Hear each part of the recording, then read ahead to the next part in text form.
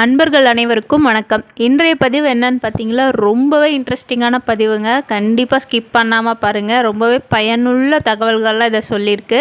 அது என்னன்னு பார்த்தீங்களா, மூல நட்சத்திரக்காரங்களை கல்யாணம் பண்ணால் ஐயோ அந்த தோஷம் இந்த தோஷம்னு எல்லாம் பயந்துக்கிறாங்க. அதெல்லாம் ஒன்றுமே இல்லைங்க. அதெல்லாம் சும்மா. அதை பற்றி நான் தெளிவாக டீட்டெயிலாக சொல்லியிருக்கேன். கண்டிப்பாக பாருங்கள். இது ரொம்பவே உங்களுக்கு பயனுள்ளதாக இருக்கும். அது மட்டும் இல்லாமல் மூல நட்சத்திரத்தில் இருக்கக்கூடிய தோஷங்கள் நிவர்த்தி பண்ணுறதுக்கும் சில பரிகார முறைகளும் கோவில்களும் சொல்லியிருக்கேங்க. கண்டிப்பாக பாருங்கள். அது மட்டும் இல்லாமல் ஆல்ரெடி தனுசு ராசியோடைய குணாதிசயங்கள், மூல நட்சத்திரத்துடைய சிறப்பு குணங்கள் எல்லாமே நான் ஆல்ரெடி வீடியோ போஸ்ட் பண்ணியிருக்கேன். கண்டிப்பாக அதையும் போய் பாருங்கள். அதுவுமே உங்களுக்கு ரொம்ப யூஸ்ஃபுல்லாக இருக்கும். அதுக்கு முன்னாடி நம்ம சேனலை சப்ஸ்கிரைப் பண்ணாமல் இருக்கீங்க, இப்போ தான் ஃபஸ்ட் டைம் பார்க்குறீங்கன்னா கண்டிப்பாக ஒரு சப்ஸ்கிரைப் பண்ணிக்கோங்க. பக்கத்தில் இருக்க பெல் ஐக்கானையும் கிளிக் பண்ணிக்கோங்க. அப்போ தான் நம்ம போடுற பதிவு அடுத்தடுத்து உங்களுக்கு வருங்க. நான் சொன்ன விஷயங்கள் எந்த அளவு உங்களுக்கு ஒத்து போகுதுங்கிறத மறக்காமல் எனக்கு கமெண்ட்ஸில் சொல்லுங்கள். ஓகேங்க, இப்போ நம்ம பதிவை பார்த்துடலாம். உண்மையை சொல்லப்போனால் உண்மையிலேயே மூல நட்சத்திரங்கிறது உன்னதமான நட்சத்திரங்க. ஒரு குடும்பத்தில் பலம் சேர்க்கும் நட்சத்திரம் என்னன்னு பார்த்தீங்களா, அது மூல நட்சத்திரம் தான். ஒரு மூல நட்சத்திரக்காரரை வேறு நட்சத்திரக்காரர்கள் வாழ்க்கை துணையாக ஏற்றுக்கிட்டா வச்சுக்கோங்களேன், கண்டிப்பாக அந்த நபர் வாழ்க்கையில் வெற்றியை மட்டுமே அனுபவிப்பீங்க. உங்களை மிகப்பெரிய வெற்றியாளராக உருவாக்கிடுங்க அந்த மூல நட்சத்திரம். அதாவது உங்கள் லைஃப் பார்ட்னர் மூல நட்சத்திரத்தில் இருந்தாங்கன்னா கண்டிப்பாக நீங்கள் அவங்கள திருமணம் பண்ணிக்கிற பட்சத்தில் கண்டிப்பாக உங்கள் லைஃப்பாக அப்படியே மாறிடும். உங்களுக்கு வாழ்க்கையில் வெற்றிங்கிற வார்த்தையை தவிர வேறு வார்த்தைக்கு இடமே இல்லைன்னு சொல்லலாம். அதே போல் ஜாதகத்தில் ஆணுக்கோ பெண்ணுக்கோ மூல நட்சத்திரம் இருப்பதா தெரிய வந்தால் பெரும்பாலானோர் என்ன பண்ணுறாங்கன்னா பதட்டம் அடையும் சூழ்நிலைக்கு தள்ளப்படுறாங்க. அதே போல் ஜாதகத்தில் பார்த்திங்களா, ஆணுக்கோ பெண்ணுக்கோ மூல நட்சத்திரம் அப்படின்னு சொல்லிட்டு ஜாதகம் நம்ம கைக்கு வந்துருச்சுன்னு வச்சுக்கோங்களேன், அப்படியே வீட்டில் இருக்கிறவங்கெல்லாம் பதறாங்க. ஆனால் அது மிக மிக தவறான கருத்துங்க. மூல நட்சத்திரனாவே ஆகாத நட்சத்திரம் என்று ஒரு மாயை பாருங்க அந்த மக்கள் மனதில் ரொம்பவே ஆழமாக பதிஞ்சிருக்கு. ஜோதிட உலகில் பார்த்திங்கன்னா எத்தனையோ மூட நம்பிக்கைகள் இருக்குது. அதில் இதுவும் ஒன்றுன்னு தான் சொல்லணும். உண்மையிலேயே மூல நட்சத்திரம் மிக அருமையான நட்சத்திரங்க. மொத்தம் உள்ள 27 நட்சத்திரங்களில் மூல நட்சத்திரம் 19வது நட்சத்திரமாக வரையறுக்கப்பட்டிருக்குங்க. மூல நட்சத்திரத்தில் பிறந்தவங்க வாழ்க்கை பார்த்திங்களா மிக மிக சிறப்பாக இருக்குன்னு சொல்லலாம். அதுவே ஒருவருடைய ஜாதகத்தில் அனைத்து பாதங்களிலும் மூல நட்சத்திரம் இருந்தால் அவருடைய கல்வியில் மிக மிக சிறந்து விளங்குவார்னு சொல்லலாம். அவருடைய ஃபேமிலி லைஃப் ஆகட்டும், ஆன்மீகத்திலே ஆகட்டும் ரொம்ப நல்ல புகழ்பெற்ற ஒரு மனிதராக இருப்பாங்கன்னு சொல்லலாம். அதுவே மூல நட்சத்திரத்தோட மற்ற கிரக அமைப்புகள் வலுவாக இருக்கும் பட்சத்தில் பார்த்திங்கன்னா அவங்க அசைக்கவே முடியாத இடத்துல நம்பர் 1 அப்படிங்கிற ஒரு இடத்துல இருப்பாங்க. பொதுவாகவே பார்த்திங்கன்னா மூல நட்சத்திரத்தில் பிறந்தவங்களுக்கு கடவுள் நம்பிக்கை கொஞ்சம் அதிகமாகவே இருக்குங்க. ஆலய பணிகள்லாம் முன்ன நின்று உதவி செய்வீங்க. அவங்களுடைய தோற்றம் பார்த்திங்களா மிகவும் கம்பீரமான தோற்றமும் யாரையுமே கவர்ந்து இழுக்கும் உடல்வாக்கும் உள்ளவராக இருப்பீங்க. ஆணாகட்டும் பெண்ணாகட்டும் இந்த மூல நட்சத்திரத்தில் இருக்கீங்க பார்த்திங்களா, நல்லா பார்த்த உடனே அடுத்தவங்களை அட்ராக்ட் பண்ணிடுவீங்க, கவர்ந்துருவீங்க. ஒரு கூட்டத்தில் போய் 10 பேர் மத்தியில் நிற்கும் போது நீங்கள் ஒரு தனித்துவமாக ரொம்ப தேஜஸாக தெரிவிங்க. அவங்க கலர் கருப்பாக இருந்தாலும் சரி, சிகப்பாக இருந்தாலும் சரி, ஆனால் அவங்க ஃபேஸில் ஒரு நல்ல தேஜஸ் இருக்குங்க. எல்லாருக்குமே உங்களை பிடிக்கும். ரொம்ப இயல்பான மனிதர், எல்லாருக்கூடையும் ரொம்ப இயல்பாக பழகுவீங்க. உங்களுடைய பேச்சுவார்த்தை, உங்களுடைய குணங்கள் எல்லாருக்குமே ரொம்ப பிடிக்கும். ரொம்ப கட் அண்ட் ரைட்டான பர்சனாக இருப்பீங்க. உண்மையிலுமே மூல நட்சத்திரத்துக்காரங்க பார்த்திங்களா பழகுவதற்கு அவ்வளோ இனிமையான மனிதராக இருப்பீங்க. உங்களை பிடிக்காதுன்னு சொல்லிட்டு யாருமே சொல்லவே முடியாது. ஏன்னா உங்ககிட்ட இருக்க குணங்கள் எல்லாமே அவ்வளோ ஸ்பெஷல். ஆண்களாகட்டும் பெண்களாகட்டும் எல்லாத்தையுமே ரொம்ப நேர்த்தியாக செய்வீங்க. ஒவ்வொன்றையும் பார்த்து பார்த்து செய்வீங்க. ரொம்ப நேர்த்தியாக செய்வீங்க. ரொம்ப சுறுசுறுப்பான நபராக இருப்பீங்க. உங்களுடைய பிஸ்னஸ் ஆகட்டும் எல்லாத்துலேயும் ரொம்பவே பர்ஃபெக்ட்.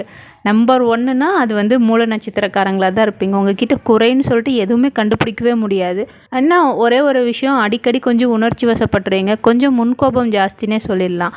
அது ஒன்று மட்டும்தான் உங்ககிட்ட ஒரு மைனஸ். மற்றபடி எல்லாமே ப்ளஸ்ஸு தாங்க உங்ககிட்ட. அந்த கோவத்துலேயும் கூட கண்டிப்பாக அதுலேயும் ஒரு உள்ள அர்த்தம் இருக்கும்.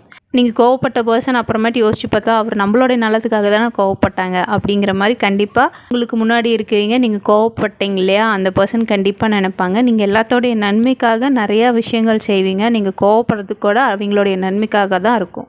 அதே போல் நீங்கள் எந்த ஒரு தொழில் செஞ்சாலுமே அதில் ரொம்ப திறமையாக இருப்பீங்க. நீங்கள் ஒரு சொந்த பிஸ்னஸ் பண்ணாலும் சரி, இல்லை அடுத்தவங்க கிட்டே நீங்கள் வேலைக்கு இருந்தாலும் சரி, அதை பார்த்திங்கன்னா ரொம்பவே நேர்த்தியாக ரொம்ப திறம்பட செய்வீங்க.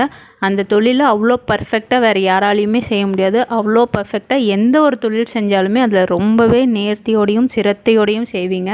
நீங்கள் செய்கிற தொழில் நீங்கள் தொட்டதெல்லாம் தொடங்கும், தொட்டதெல்லாம் மண்ணெல்லாம் பொண்ணாகும்னு சொல்லுவாங்க இல்லையா, அது எல்லாமே இந்த மூல நட்சத்திரக்காரங்களுக்கு ரொம்பவே செட் ஆகும். ஏன்னா நீங்கள் எந்த ஒரு பிஸ்னஸ் செஞ்சாலுமே அதில் வெற்றி மட்டும்தான். வெற்றி வெற்றி வெற்றி. இந்த பிஸ்னஸ் செஞ்சால் கண்டிப்பாக லாஸ் தான் ஆகும், கண்டிப்பாக இதை செய்யாதீங்கன்னு எத்தனையோ பேர் சொன்னாலுமே நீங்கள் அதை துணிஞ்சு செய்வீங்க. ஆனால் அந்த பிஸ்னஸில் உங்களவு வேறு யாராலையுமே சம்பாதிக்க முடியாது. அந்தளவு அந்த விஷயத்த நல்லா கற்றுக்கிட்டு நேர்த்தியோடு செய்வீங்க. எந்த தொழில் செஞ்சாலும் வெற்றி பெறுவீங்க. அதே போல் உங்ககிட்ட பார்த்திங்களா இறக்கு குணம் ரொம்ப அதிகமாகவே இருக்குங்க. ஏழை எளியவர்களுக்கு தாராளமாக உதவி செய்வீங்க. உங்கள் குடும்பத்தில் இருக்கக்கூடிய உறுப்பினர்கள் எல்லாத்துக்கிட்டேயும் ரொம்ப பாசத்தோட சுயமரியாதையோடு நடந்துப்பீங்க. ரொம்பவே அமைதியான வாழ்க்கையே வாழ விரும்புவீங்க. மோஸ்ட்லி உங்களுக்கு இந்த சத்தம்லாம் சுத்தமாக பிடிக்கவே பிடிக்காது. சத்தம் போட்டவே ரொம்ப இரிட்டேட் ஆயிடுவீங்க. ஸோ அமைதியாக இருக்க சூழ்நிலையே நீங்கள் விரும்புவீங்க. நீங்களும் அமைதியாக தான் இருப்பீங்க. இவ்வளோ சிறப்புகள் இருக்குது. என்ன தான் இவ்வளோ சிறப்புகள் இருந்தாலும் உங்கள் கூடவே பழகினவங்களாகவே இருந்தாலுமே திடீர்னு ஒரு திருமணம்னு பார்க்கும்போது ஐயோ மூல நட்சத்திரமா கண்டிப்பாக வேணான்னு சொல்லிட்டு எல்லாருமே பயந்துக்கிறாங்க. அது பார்த்திங்களா மூல நட்சத்திரனாவே ஆகாத நட்சத்திரம்ன்ட்டு நிறைய பேர் கண்ணை மூடிட்டு மூல நட்சத்திரமா அது ஆகாது, செட் ஆகாதுன்னு சொல்லிட்டு அப்படியே அவங்களாம் அடிச்சு விட்றாங்க. அதுக்கு காரணம் என்னன்னு பார்த்தீங்களா, ஜோதிடர்கள் பார்த்திங்களா தப்பு தப்பாக சொல்லி வச்சது தான். அதாவது தப்பு மீன்ஸ் அவங்க ஒரு விஷயத்துக்காக சொல்லியிருப்பாங்க, ஆனால் அது நாம் தப்பாக புரிஞ்சுக்கிறோம். அது என்னன்னு சொல்லிட்டு அதையும் நம்ம பார்த்துடலாங்க. அது என்ன கருத்துன்னு பார்த்தீங்களா, பொதுவாகவே பார்த்தீங்கன்னா மூல நட்சத்திரத்தில் பிறந்த பெண்ணானாலும் சரி ஆணானாலும் சரி அவங்கள திருமணம் செஞ்சுக்கிட்டா மாமனாருக்கு ஆகாது அப்படின்னு சொல்லிட்டு பொதுவாக சொல்லிடுறாங்க. அதில் இருக்கக்கூடிய உண்மை தத்துவம் என்னன்னு பார்த்தீங்கன்னா, ஒரு பேச்சு வழக்கில் பார்த்தீங்களா இது நடைமுறைக்கு வந்துருச்சுன்னு சொல்லலாம். அது ஜோதிடத்தின் அடிப்படையில் பார்த்தீங்கன்னா மூல நட்சத்திரம் பார்த்தீங்களா முதல் பாதம் நவாம்சத்தில் மேசராசியில் இடம்பெறும். அதுவே மேசராசி என்பது சூரியன் உச்சமடையும் ராசியாகும். அதாவது ஒரு பெண்ணுக்கு திருமணத்திற்கு பிறகு சூரியன் என்பது அவரது மாமனாரையே குறிக்கும். ஓகேங்களா? இப்படி இருக்கும்போது ஒரு பெண் கல்யாணம் பண்ணிட்டு ஒரு குடும்பத்துக்கு போகும்போது அந்த வீட்டில் நிர்வகிக்கிறது யாருங்க? அந்த வீட்டோடைய குடும்ப தலைவர் யாராக இருப்பாங்க? கண்டிப்பாக அவங்க வீட்டில் இருக்கக்கூடிய மாமனார். ஸோ மூல நட்சத்திரத்தில் இருக்கக்கூடிய பெண்கள் பார்த்திங்களா ரொம்பவே அறிவு திறமைன்னு சொல்லிட்டு எக்கச்சக்கமாக ஏராளமாக வச்சுருப்பாங்க. ரொம்பவே போல்டான பர்சன், யாருக்கும் பயப்பட மாட்டாங்க. எந்த ஒரு விஷயமா இருந்தாலும் நல்லா அக்யூரேட்டாக முடிவு பண்ணுவாங்க. அவங்க சொல்கிற விஷயத்தை கேட்டு நடந்துக்கிட்டே வச்சுக்கோங்களேன், கண்டிப்பாக யாராக இருந்தாலுமே முன்னுக்கு வந்துடுவாங்க. அப்படி இருக்க பட்சத்தில் அவங்க மாமனார் வீட்டில் ஆல்ரெடி இந்த பொண்ணு கல்யாணம் பண்ணிக்கிட்டு போகிறதுக்கு முன்னாடி அவங்க மாமனார் தான் அந்த வீட்டில் பெரிய குடும்ப தலைவராக இருந்திருப்பார். குடும்ப பொறுப்புகளில் இருந்து வீட்டில் நடக்கக்கூடிய நல்லது கெட்டதுன்னு எல்லா விஷயத்தையும் முடிவு பண்ணுறது அவங்க வீட்டில் இருக்கக்கூடிய மாமனார். ஓகேங்களா? இப்போ அந்த பொண்ணு கல்யாணம் பண்ணிட்டு போயிட்டு இந்த பொண்ணும் பார்த்திங்களா ரொம்பவே போல்டான பர்சன். அவருக்கு எட்டன அறிவுக்கு அவர் ஐடியா சொல்லுவார். ஆனால் இந்த மூல நட்சத்திரத்துக்காரங்க பெண்கள் பார்த்திங்கன்னா ரொம்பவே அறிவு உள்ளவர்களாக இருப்பீங்க. ஸோ ஒரு மாமனார் ஒரு விஷயத்த சொல்லும்போது குறுக்கால பூந்துட்டு இல்லைங்க மாமா இப்படி செய்ய வேணாம் இப்படி செய்யலாம் அப்படின்னு சொல்லி நீங்கள் பார்த்தீங்களா ஆர்கியூமெண்ட் பண்ணுவீங்க. அப்போ என்ன ஆகுனா உங்கள் மாமனாரை பார்த்துட்டு டென்ஷன் ஆகிட்டு என்னடா இந்த பொண்ணு இப்போ வந்துச்சு இப்படியெல்லாம் ஆர்கியூமெண்ட் பண்ணிகிட்டு இருக்குது, நாம் சொல்கிற விஷயத்த கேட்கவே மாட்டேங்குது, நம்ம வீட்டில் இருக்கிற லேடிஸ்லாம் எப்படி இருக்காங்க, நம்ம எது சொன்னாலும் சரிங்கிறாங்க, ஆனால் இது எதிர்த்து வாதம் பண்ணுது, ஆர்கியூமெண்ட் பண்ணுது, இது எப்படி செட் ஆகும் குடும்பத்துக்கு அப்படின்னு சொல்லிட்டு அந்த டென்ஷன்னாலேயே அவருக்கு பார்த்திங்களா உடல் நலம் கெட்டு போகும்னு சொல்லிட்டு அப்போ சொன்னாங்க. ஆனால் இப்போலாம் அப்படி இல்லைங்க. எல்லா ஃபேமிலிலையும் பார்த்திங்களா மருமகளை பொண்ணாக தான் மோஸ்ட்லி எனக்கு தெரிஞ்சு நிறைய பேர் பார்த்திங்களா அவங்க பொண்ணு மாதிரி தான் நினைக்கிறாங்க. அவங்களுக்கான ஃப்ரீடம் கண்டிப்பாக அவங்க கொடுக்குறாங்க. இப்போ இருக்க சூழ்நிலையில் அந்த விஷயம் செட் ஆகாது. இதெல்லாம் பார்த்திங்களா ஆதி காலத்தில் அப்போ பார்த்திங்களா பெண்கள் ஒரு அடிமைத்தனமான வாழ்க்கையை வாழ்ந்துட்டு இருந்தாங்க இல்லையா, அந்த காலகட்டத்தில் இது செட் ஆச்சு. இப்போல்லாம் அப்படி இல்லை. இப்போல்லாம் நீங்கள் துணிஞ்சு கல்யாணம் பண்ணலாம். அவங்களுக்குன்னு தனியாக சுய கருத்துக்கள் சொல்கிறதுக்கு ஃபேமிலிக்குள்ளேயும் சரி வெளியிலையும் சரி அவங்களுடைய சுய கருத்துக்களை தாராளமாக சொல்லலாங்கிற மாதிரி தான் இருக்குது. ஸோ இது பற்றிலாம் பயப்படாமல் மூல நட்சத்திரக்கார பெண்களை நீங்கள் தைரியமாக திருமணம் பண்ணுங்கள். உண்மையிலே பார்த்திங்களா மூல நட்சத்திரம் மிகவும் உன்னதமான நட்சத்திரங்க. ஒரு குடும்பத்துக்கு பலம் சேர்க்கக்கூடிய நட்சத்திரமாகவே மூல நட்சத்திரம் இருக்குது. ராம பக்தனான அனுமனின் நட்சத்திரமே மூல நட்சத்திரம் தாங்க. மூல நட்சத்திரத்தில் பிறக்கிறதுக்கெலாம் கண்டிப்பாக பூர்வ ஜென்மத்தில் புண்ணியம் பண்ணியிருக்கணும்னு சொல்லலாங்க. ஸோ அவர் மூல நட்சத்திரத்தில் பிறந்ததுனால தான் அவருக்கு அவ்வளோ பலம் அந்த பலம் இருந்ததுனால தான் அவர் இலங்கைக்கு போய் சீதையை காப்பாற்றி கூட்டிகிட்டு வந்தார். ரொம்பவே பலம் பொருந்திய நட்சத்திரம் பார்த்திங்களா மூல நட்சத்திரம். அது மட்டும் இல்லாமல் ஒவ்வொரு நட்சத்திரமே நம்மளுடைய உடலில் ஒவ்வொரு பகுதியை குறிக்கும். இந்த மூல நட்சத்திரம் பார்த்திங்கன்னா நம்ம உடம்புல மூலாதார சக்கரம் இருக்க இடத்த குறிக்கக்கூடிய, நம்ம உடம்புல இருக்கக்கூடிய மூலாதார பகுதியை குறிக்குதுங்க. இந்த மூலாதாரங்கிறது கரெக்டாக இருந்தால் தான் நம்ம உடம்புல இருக்கக்கூடிய, அதாவது மூலாதார சக்கரம் கரெக்டாக இயங்கினா மட்டும்தான் மற்ற 6 சக்கரமும் அதோடைய வேலையை கரெக்டாக சரிவர செய்யும். ஸோ இதை வச்சு பார்க்கும்போதே மூல நட்சத்திரம் எந்த அளவு பவர்ஃபுல்லுன்னு தெரியுதுங்களா.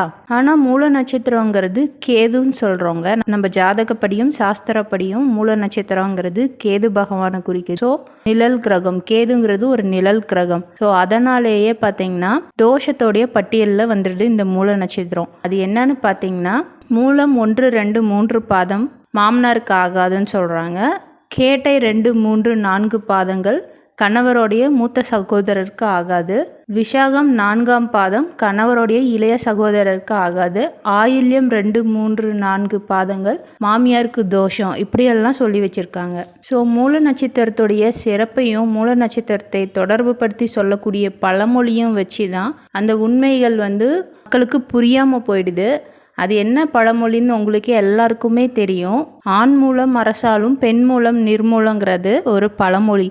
இதை வச்சுட்டு எல்லாருமே ஆண் மூலம் தான் அரசாலும், பெண் மூல நட்சத்திரத்தில் இருந்தால் அந்த பெண்ணை கட்டினவங்க நிர்மூலம் ஆயிடுவாங்கன்னு சொல்லிட்டு நாளடைவில் இது மாறிட்டு இந்த மாதிரி ஒரு பழமொழியாக திணிக்கப்பட்டுருச்சு. ஆனால் அதோடைய உண்மையான கருத்து என்னன்னு பார்த்தீங்கன்னா, ஆணி மூலம் அரசாலும் பின் மூலம் நிர்மூலம். அதாவது ஆனி மாதத்தில் பௌர்ணமி நட்சத்திரத்தில் பிறக்கும் குழந்தை அரசாலும் யோகத்தோட இருப்பார்களாம். அதே போல் ஆனி மாதத்திற்கு பிறகு வரும் மாதங்கள் இருக்கு இல்லைங்களா, அப்போ பிறக்கக்கூடிய குழந்தைகள் எதிரிகளை நிர்மூலம் ஆக்கிடுவாங்க அப்படிங்கிறது தான் உண்மையான கருத்துங்க. ஆனால் நாளடைவில் அது தப்பாக மக்களுக்கு சொல்லப்பட்டிருக்குன்னு வச்சுக்கோங்களேன். இதை தான் சுருக்கமாக ஆணி மூலம் அரசாலும் பின் மூலம் நிர்மூலம்னு சொல்லி வச்சாங்க. புலிப்பாணி சித்தரின் ஜோதிட நூல்லையும் இப்படி தாங்க இருக்குது. புலிப்பாணி சித்தரோடைய ஜோதிட நூல்லையே இந்த மாதிரி தான் அவருமே மென்ஷன் பண்ணி வச்சுருக்காரு. ஆனால் நாளடைவில் நம்மளுடைய ஜோதிடர்கள்லாம் எதுகை மோனையா ஆண் மூலம் அரசாலும் பெண் மூலம் நிர்மூலம்னு சொல்லிட்டாங்க. ஸோ இந்த கருத்து எல்லா பக்கமும் உலா வந்ததுனாலேயே மூல நட்சத்திரக்கார பெண்களை கல்யாணம் பண்ணிக்க எல்லாருமே தயங்குறாங்க. ஸோ மூல நட்சத்திரம் நான் சொல்லியிருக்கேன், எல்லா வகையிலையும் சிறந்த நட்சத்திரம்.